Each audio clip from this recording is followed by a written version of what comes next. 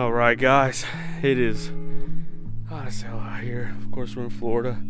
It was nice this morning. Should have done this morning. We were going to be fender rolling once again. This is the third time that I'm fender rolling this car in the rear, and the reason being is because I don't want to buy camber arms because it's so close to tucking that I figure if I just pull out the fenders just a little bit, that I'll be able to tuck the wheels. And the fenders honestly do not look that bad, or they really don't look bad at all for, you know, being rolled, especially by me not knowing too much.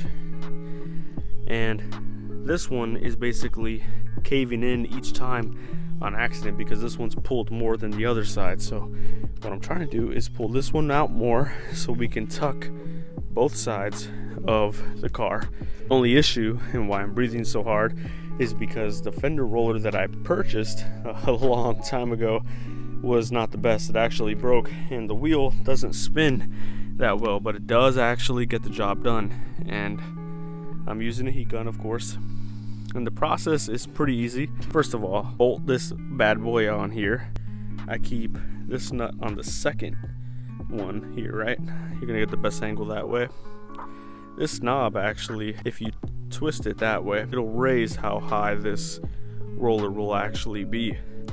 This boy is the most important part in my opinion, because this guy right here, the more you twist it, the more it's gonna pull out this fender, and that's gonna get you, you know, whatever the look you're looking for. So if you spin it, you know, clockwise, it'll be able to do whatever you want, right? You want to spin it counterclockwise.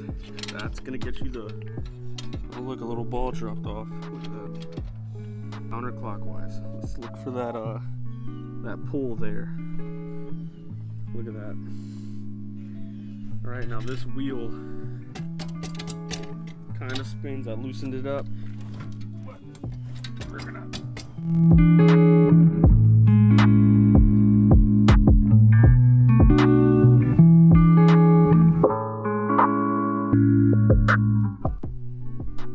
I personally don't think that this is enough roll.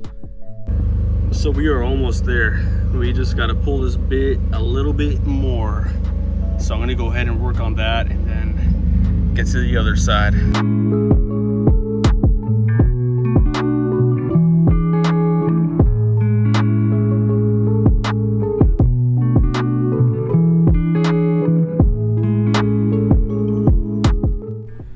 So here's the cool part, is that it worked, right? Oh boy, but like the other side, I forgot that I didn't roll, so it popped over the wheel. So as soon as I raise it up, it is gonna scratch the heck out of that wheel, and I am not happy because I just sanded these wheels. I just fixed them because of the same issue. Oh my gosh. I'm not ready.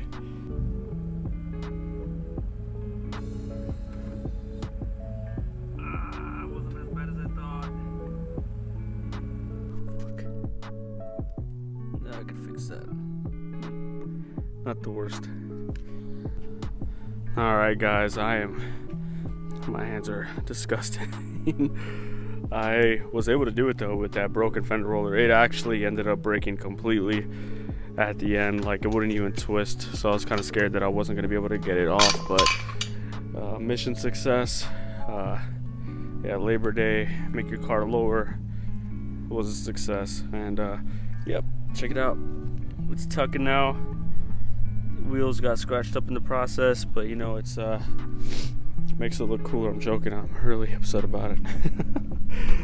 Anyway, yeah, I don't really have much else to say except for I really missed tucking when I had the chrome wheels, so I just really wanted that look back. I feel like it just looks slower, it looks cooler, like it's just more satisfying to look at in my head. It looks slower in person than you do see in the video, but she's sitting pretty. I don't know, what do you guys think? Do you guys prefer the fender to lip or the wheels tucking? I mean, at this point I'm not going back. I mean, I can't. So yeah, anyway, so glad you guys tuned in for this video of me effing up my Mazda.